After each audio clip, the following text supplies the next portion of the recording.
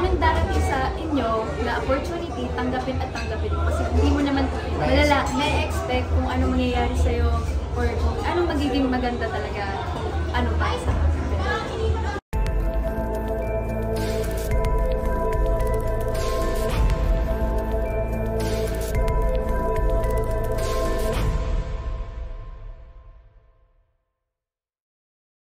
Hello, good evening, Kyoso and Jaja. I'm Richard from Lionheart TV. So, eto na lang. So, kumusta ang feeling na inilaunch kayo finally as artist of Asterisk?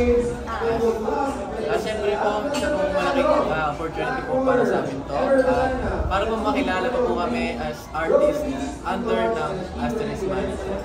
Sa akin naman po, I'm very thankful po. Sir Christian talaga na nilaunch kami dito sa Asterisk Entertainment at madami pong nakakita sa amin at mas malaking opportunity po talaga yung nabigay sa akin kasi ang tagal ko rin po talagang pinangarap na magkaroon ng project ng pagiging artista. Pero yun, sobrang thankful po kasi this 2024 po talaga ito ay isang pinakamalaking blessing po na natanggap po.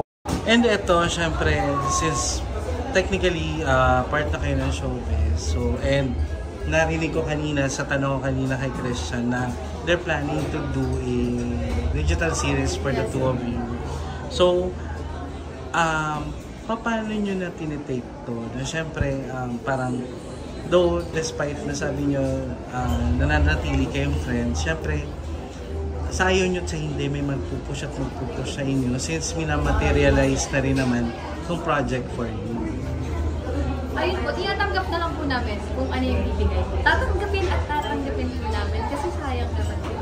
Kung, ayun nga, sabi ng ibang tao, kung anong darating sa inyo na opportunity, tanggapin at tanggapin mo. Kasi hindi mo naman na-expect kung anong mangyayari sa'yo or kung anong magiging maganda talaga kung ano pa sa akin.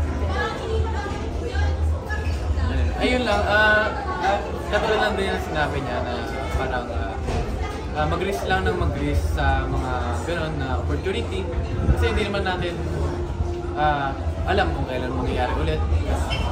So, ayun, kunin na lang natin, grab na lang natin. And paano nyo pinaghahandaan? Kasi syempre sasabak na kayo sa project. Paano ba to? Siguro, ngayon nyo lang ba rin nalaman? Or alam nyo na may nilulutong project? Wala po talaga. Kasi, ngayon lang din? Opo, sabi lang po kasi sabi niya, workshop po. Ayun na po yung napat.